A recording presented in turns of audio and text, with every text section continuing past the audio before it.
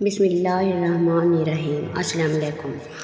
آنکھیں نم کرنے والا اور ایمان کو تازہ کرنے والا واقعہ سرکار دو عالم حضرت محمد صلی اللہ علیہ وآلہ وسلم اپنے صحابہ کرام رضی اللہ تعالیٰ عنہ کے درمیان تشریف فرما تھے کہ ایک یتیم جوان شکایت لیے حاضر خدمت ہوا۔ کہنے لگا، یا رسول اللہ صلی اللہ علیہ وآلہ وسلم، میں اپنے کھجوروں کے باغ کے ارد گرد دیوار تعمیر کرا رہا تھا کہ میرے ہمسائے کی کھجور کا ایک درخت دیوار کے درمیان میں آ گیا۔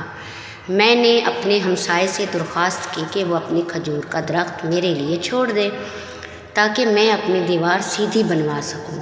اس نے دینے سے انکار کیا تو میں نے اس کھجور کے درخت کو خریدنے کی پیشکش کر ڈالی۔ میرے ہمسائے نے مجھے کھجور کا درخت بیچنے سے بھی انکار کر دیا۔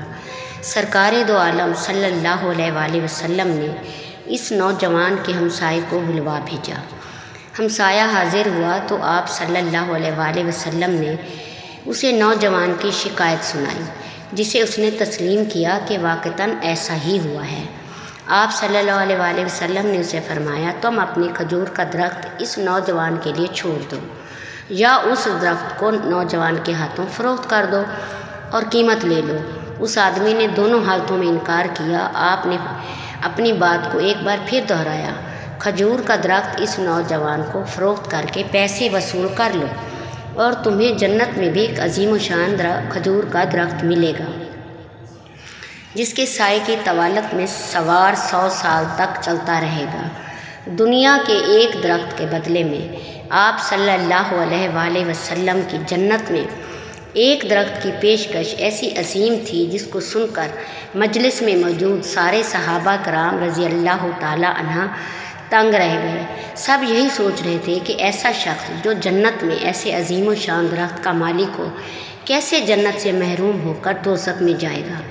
مگر وائی قسمت کے دنیاوی مال و دولت کی لالچ اور طمع آڑے آ گئی اور اس شخص نے اپنا کھجور کا درخت بیچنے سے انکار کر دیا۔ مجلس میں موجود ایک صحابی ابوالدخداء رضی اللہ تعالیٰ عنہ آگے بڑھے اور حضور سے عرض کی، یا رسول اللہ، اگر میں کسی طرح وہ درخت خرید کر اس نوجوان کو دے دوں تو کیا مجھے جنت کا وہ درخت ملے گا؟ آپ صلی اللہ علیہ وآلہ وسلم نے فرمایا، ہاں، تمہیں وہ درخت ملے گا۔ ابوالدخداء رضی اللہ تعالیٰ عنہ اس آدمی کی طرف پلٹے اور اس سے پوچھا، میرے کھجوروں کے باغ کو تو جانتے ہو؟ اس آدمی نے فوراً جواب دیا، جی نہیں، کیوں نہیں؟ مدینے کا کون سا ایسا شخص ہے جو آپ کے 600 کھجوروں کے باغ کو نہ جانتا ہو؟ ایسا باغ جس کے اندر ایک محل تعمیر کیا گیا ہے، باغ میں میٹھے پانی کا ایک کنواں اور باغ کے ارد گرد تعمیر خوبصورت اور نمایاں دیوار دور سے ہی نظر آتی ہے۔ مدینے کے سارے تاجر تیرے باغ کی اعلیٰ اقسام کی کھجوروں کو کھانے اور خریدنے کے انتظار میں رہتے ہیں۔ ابوالدخداء رضی اللہ تعالیٰ عنہ نے اس شخص کی بات کو مکمل ہونے پر کہا، تو پھر کیا تم اپنے اس کھجور کے ایک درخت کو میرے سارے باغ، محل، کنویں اور اس خوبصورت دیوار کے بدلے میں فروخت کرتے ہو؟ اس شخص نے غیر یقینی انداز سے حضور کریم صلی اللہ علیہ وسلم کی طرف دیکھا، کیا عقل مانتی ہے کہ ایک کھجور کے درخت کے بدلے میں ابوالدخداء رضی اللہ تعالیٰ عنہ کے 600 کھجوروں کے باغ کا قبضہ بھی مل جائے گا کہ نہیں؟ معاملہ تو ہر لحاظ سے فائدہ مند نظر آ رہا تھا۔ حضور پاک اور مجلس میں موجود صحابہ کرام نے گواہی دی اور معاملہ طے پا گیا۔ ابوالدخداء رضی اللہ تعالیٰ عنہ نے خوشی سے حضور اکرم صلی اللہ علیہ وآلہ وسلم کو دیکھا اور سوال کیا، یا رسول اللہ، جنت میں میرا ایک کھجور کا درخت پکا ہو گیا نا؟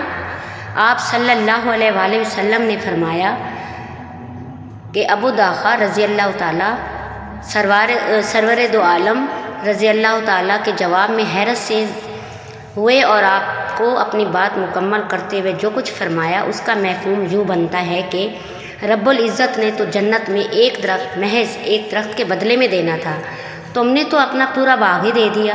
یا اللہ، رب العزت جو کرم میں بے مثال تھے، انہوں نے تجھے جنت میں کھجوروں کے اتنے باغات عطا کیے ہیں، کثرت کی بنا پر جن کے درختوں کی گنتی بھی نہیں کی جا سکتی۔ ابو دہا رضی اللہ تعالیٰ عنہ تجھے پھل سے لدے ہوئے ان درختوں کی کس قدر تعریف بیان کروں۔ آپ صلی اللہ علیہ وآلہ وسلم نے اپنی اس بات کو اس قدر دہراتے رہے کہ محفل میں موجود ہر شخص یہ حسرت کرنے لگا کہ اے کاش وہ ابو دعاخہ ہوتا۔ ابو دعاخہ وہاں سے اٹھ کر اپنے گھر کو لوٹے تو خوشی کو چھپا نہ پا رہے تھے۔ گھر کے باہر سے اپنی بیوی کو آواز دی کہ میں نے 4 دیواری سمیت یہ باغ، محل اور کنواں بیچ دیا۔ بیوی اپنے خاوند کی کاروباری خوبیوں اور صلاحیتوں کو اچھی طرح جانتی تھی۔ اس نے اپنے خاوند سے پوچھا کہ بتاؤ کتنے میں بیچا ہے یہ سب کچھ؟